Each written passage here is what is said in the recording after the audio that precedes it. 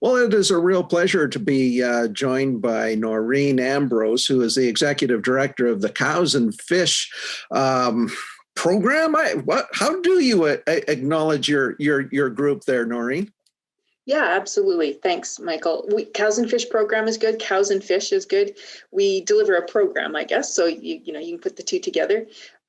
We work with landowners, community members, and lots of partners on all things related to riparian, and that's that interface zone, that land and water connection, where land and water meet. You have this abundant, more moist area where there's green, lush plants. It's the stream banks, the floodplains, the shorelines. And so our job is to help people understand how these places work and why they're important, and how our actions or management choices influence the ability of riparian areas to function. Would it be fair to say that it's really been in maybe a little more than a decade that we as a group of people have recognized the importance that riparian zones play, and your group has been really out there working with landowners, a lot of them in the ranching community, to help them protect that zone while still being able to effectively look after their livelihood of raising cattle? Yeah, for sure. 20 years ago when I started with Cows and Fish, pretty much nobody knew that word. And just even in the last couple of years, I would say it's sometimes actually in general media, normal news stories, people, start to understand that. In the agricultural community, I would say pretty much everybody knows what it is. The general public is still learning that term for sure. And that's not just because of the work we're doing, but of course it's because people are connecting land and water, and how that relationship is important to water quality and quantity in particular, I think. So, like many other groups that deal with water, your concern, and in fact, it's even in your mandate, is to preserve the headwaters of major waterways that come into the flatlands, I guess, if I could use that term. Is your job, did it just get more difficult in terms of what is being proposed up in the eastern slopes? Yeah, so our job is not really to preserve riparian areas, but rather to, our vision is more healthy riparian areas everywhere, basically. So that can be in landscapes that have use and activity, but there are certain kinds of land use and activities that are not going to be compatible if you replace a piece of land with something that's no longer riparian. In this case, it's not a floodplain anymore. It's not going to be functional. It's not going to do the things like cleaning our water, providing habitat. That being said, one of our important roles is to help people understand they have choices, and that management or land use choices have consequences. And, what are those? Well, we know that all kinds of land uses can affect the ability of the riparian area to filter runoff, to trap sediment, to store water for later release. And, mining is one of those for sure.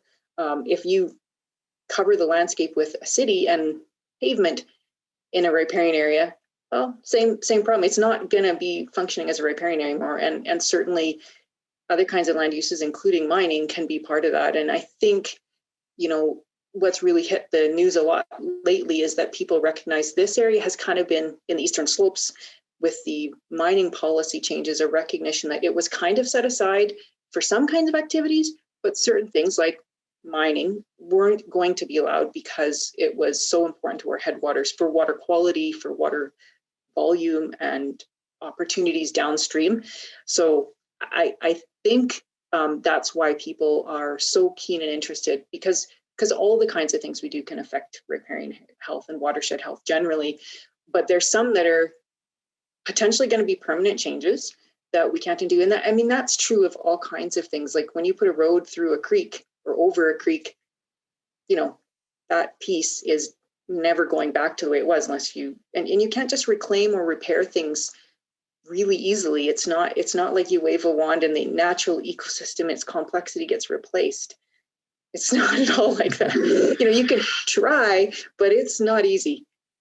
So I wouldn't say our work got harder, because we don't really work with most of the sort of the mining and oil and gas sector. We aren't really our primary audience, they're regulated. And that's the important thing about these, is there is a regulatory review panel and environmental protection requirements that they have to go through to get approval to do whatever they do, whether it's not do it or do it with conditions. That's really the role that regulators play, and that's good. That's what they're for. Our work is voluntary, proactive work. So, which is why we work with rural landowners, volunteers, people who recreate, who want to help, plant willows. We're working with people on a voluntary basis because we're a nonprofit. So I would say it's really heightened people's interest and like, oh, what's going on here perspective. I hope our job is to help people recognize the role that riparian areas play in maybe making these decisions, protecting cutthroat trout, supporting water quality and downstream volume. Most people think about water quantity, or pardon me, water. They think about water quality. Like there's a lot in the news right now about how pollution can be a concern, but quantity is important too. Riparian areas, a lot of people have heard the phrase wetlands or sponges. Well, that's what a riparian area is, a type of wetland basically that holds water in its floodplains and the banks that releases later. If you don't have storage because it's compacted soils or it's removed or the water runs off too quickly, it doesn't have a chance to then get released later. The flooding downstream is worse. So yeah, so I think it's trying to put all those pictures together and different community interests too.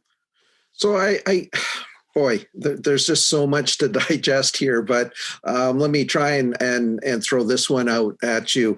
There does seem to be a fear that if the mining operations move forward and 20, 25 years from now, when those operations start to wind down, the cumulative effect and the change to not only the landscape, but to the water flow itself could be dramatically altered. And some are saying forever. Is there science out there yet that kind of looks at that riparian zone and says, well, we can mitigate this? Well, we hear that word a lot, mitigate. I scratch my head, I guess, in trying to understand how we mitigate those kinds of, and it is speculative. I'll grant you that, but is that sort of up there in terms of your concerns? Yeah, I mean, there's quite a lot of good science right now that shows, from mining impacts to logging or timber, like all kinds of other land use impacts we can also learn from. And long term, the more we add hardened surfaces, the more we add linear footprint, which is roads and trails, we change how flow happens, right? I mean, it runs into things differently, it runs off differently. And if we don't have forests there anymore, of course the water movement across landscape is going to be different, very different. It's faster, it's quicker, it's timing. It's going to melt snow differently than it does today, right? With a forest on it, if it's been previously mined, and like I said, you can't reclaim or mitigate everything. Like it's one thing to say we'll try and rebuild it, but we know riparian areas is one example of a kind of portion of the land. You can't just rebuild them. You can try, like you said, to mitigate your impacts. You can try and replant them, but it's a complex web of nature. It's like potting a plant in a flower pot and putting some seeds in. That kind of misses some of the complexity, and so the more we can do to not have to do that, to rebuild it and keep what we've got, obviously, is really important. And if we're going to do things, then doing them where they have the least harm, the least impact, and maybe not doing some things everywhere, right? That's why we've set aside actual protected areas that are truly, national parks or provincial parks, because we said, we need some of those things to not happen here.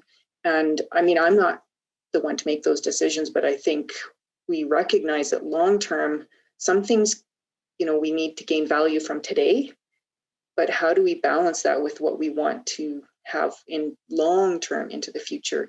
I mean, that's a challenge because there's communities of people saying, well, we want these jobs, and there's other communities of people in the same region saying we're going to lose our jobs.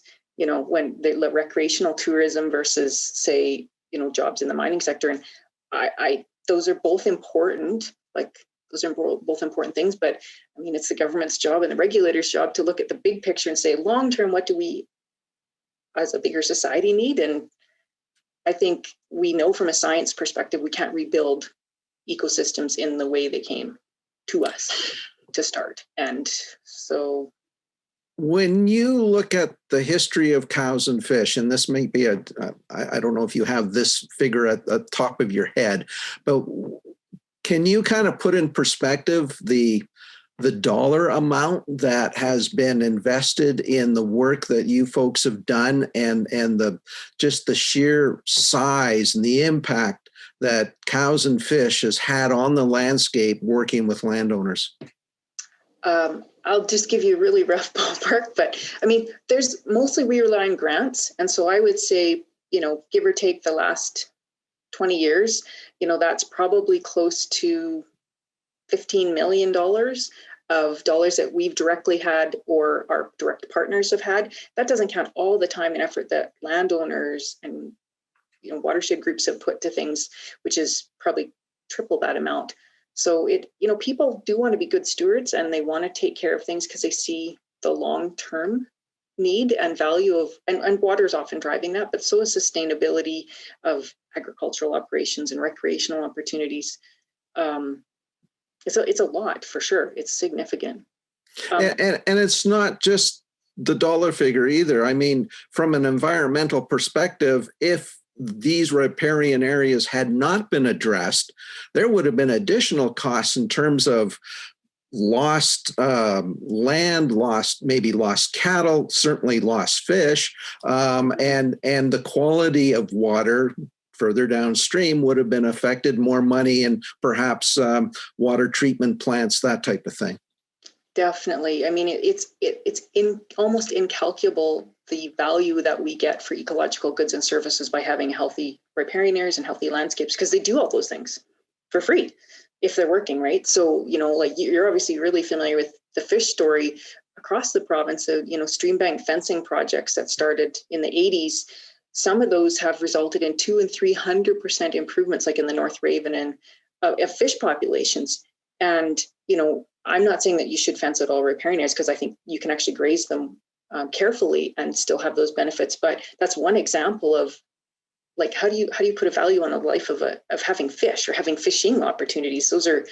We can put economics on them, but they're also other kinds of values that aren't about money, of course. Yeah, it's kind of interesting that in this scenario, this is one, I guess, and maybe there's others, but in dealing specifically with cows and fish, you can have, I guess, your cake and eat it too, because there are ways to mitigate the cattle coming into the water source, cattle fences, special lanes for watering, and that's been the magic bullet. But when you're dealing with external forces, like you say, the cumulative effect of recreational, forestry, mining,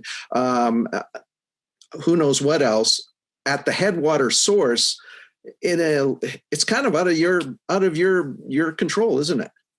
Yeah, I mean, we are working a lot in Eastern Slopes with partners, including the government and grazers and recreational groups. But you're right. I mean, it's every sector or every land use type needs to sort of take their own ownership to be good stewards, regardless of what that is. If you're a person who walks and goes fishing versus if you're somebody in oil and gas who drills well pads or puts in pipelines, everything in between, we each need to do good stuff, because it's positively cumulative as well as negatively cumulative if we don't, right? So, we as an organization are obviously not working with all of those different kinds of sectors in the same way. But I think that it behooves sort of us as a society to work together to minimize our impacts and keep our landscapes healthy, because we all benefit from that, not just today, but long into the future, of course, as well. And that's tricky. I think we did a recent survey. It was kind of before the announcement happened last summer. Just coincidentally, we did surveyed public attitudes of awareness related to riparian areas in the Eastern Slopes, and we had 350 people in the Eastern Slopes reply, and almost 1,300 people kind of in the buffer zone between sort of Edmonton, Calgary, and West. And resoundingly, water quality is a really important issue. And people think that is one of the most important reasons the headwaters and the Eastern Slopes, exist, and that the reasons they value them. Over 80% of people said water quality downstream, fish, large mammals, microturbides were all really important, and appreciation for nature. And those are residents as well as people who don't live there, but, benefit or value those places. So that's just really hard to mesh with economic needs sometimes, or economic desires. And I guess, again, that's why the regulators are there, is to say, are we doing everything that we should to protect the environment, to follow good rules and minimize impact or prevent impact if it's not, something that's acceptable. So just that we can leave this conversation on a positive note, are you able to give us a bit of a look down the road in terms of some of the projects that Cows and Fish are currently working on? Yeah, absolutely. Hopefully COVID will allow us to do more in-person things, because we really love to do stuff with people in person. But there's lots of webinars coming up, so people can check our website. We're involved in some ranching courses, as well as a bunch that are actually related to kind of regulations and riparian or wetland activities. So for landowners and community members, things they might want to do, but some of the things they need to think about. This summer, hopefully we'll be doing a bunch of restoration and sort of planting events, so helping restore riparian areas in the Eastern Slopes. And for those who are landowners or land managers, we're actually supporting and cost sharing a bunch of project dollars, whether that's grazers, people who have cows and looking to add fencing or offsite watering, or recreational groups that want to work with us on, trails and other ways to manage their activities that will, improve the health of these areas. So they can look at our website, and lots of opportunities there. Well, Norine, once again, some amazing work that Cows and Fish has done over the last 20 years. You and the army of volunteers, we really wish you continued success. And we will no doubt keep this story alive as things continue to develop. Once again, Norine Ambrose has been my guest. Norine, thank you so much. Thanks for the opportunity.